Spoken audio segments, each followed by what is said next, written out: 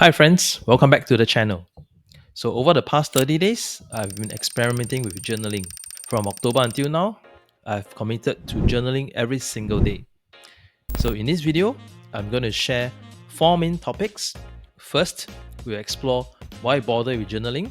Next, I'll share my personal journaling methods. Then I'll discuss the specific benefits that I've experienced from consistent journaling. Lastly, I'll offer some top tips for those looking to start their own journaling journey.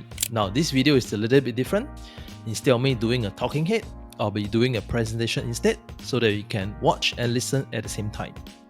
Alright, let's get into it. So you may ask, why bother with journaling? Well, journaling has many surprising benefits, not only for mental health, but also for productivity. The main reason I committed to journaling was its profound impact on boosting productivity. It helps calm the monkey mind, focusing on what truly matters in my life. Through this process, I've been able to evaluate and prioritize my life choices, leading to increased productivity. I've also been inspired by numerous successful individuals like Tim Ferriss, who swear by journaling. He claimed that it has been a life-changing practice for him. So inspired by these influences, I decided to commit to a 30-day experiment. So what are my tools? Well, it's very simple and I encourage you to start simple as well. I ordered a cheap and nice looking notebook that comes with a pen holder from Lazada. It cost me about $5. As for the pen, I just use an existing ballpoint pen that I have. There's no need to go for branded stuff because what matters most is the thinking and writing. So each morning I started my journaling ritual at a coffee shop where I will have my usual morning coffee. Sometimes I may head to Starbucks if time allows. The aroma of freshly brewed coffee create a conducive environment for me to write.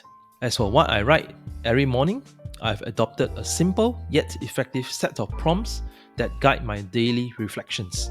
If it's a Wednesday, I'll begin by writing, "Good morning Wednesday," treating the journal like my friend. Then I'll write 3 things for which I'm thankful, fostering a positive mindset from the start. This practice sets a tone of appreciation for the day ahead. Following this, I delve into my intentions for the day, focusing on 3 main tasks that I need to do.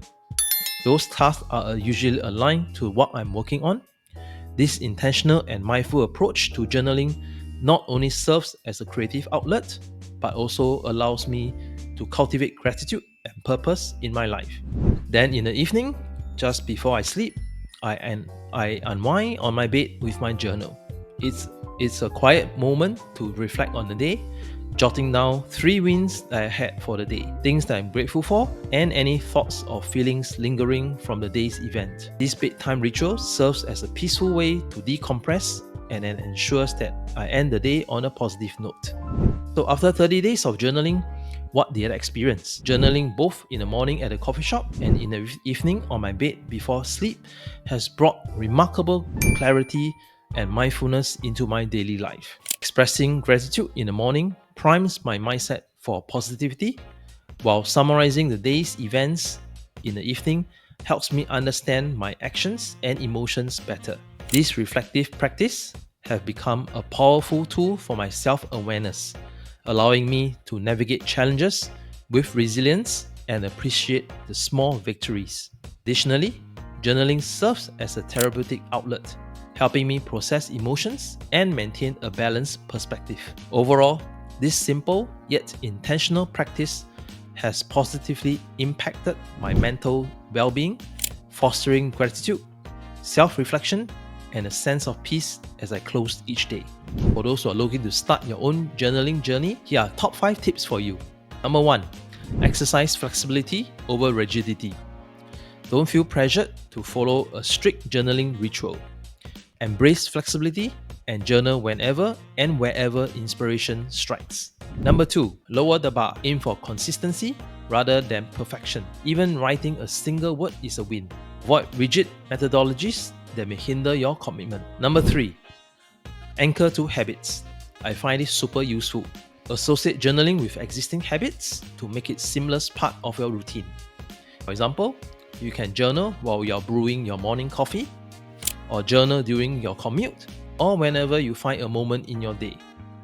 I strongly encourage you to make journaling part of your morning routine.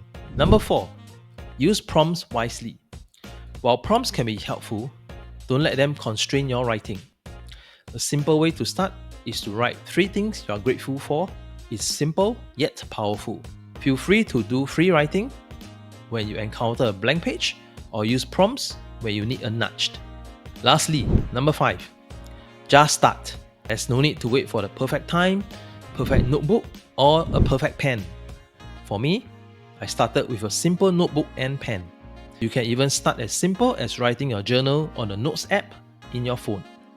Just do it. Conclusion: journaling has proven to be a powerful tool for productivity, self-reflection, and creative expression. The key is to make it a flexible and consistent practice. Journaling has definitely changed my life, and I hope these insights inspire you to embark on your own journaling journey. So my friends, if you find this video useful, do subscribe to the channel so that you can learn more content like this. This is Joel from Productivity with Joel. Until next time, happy journaling.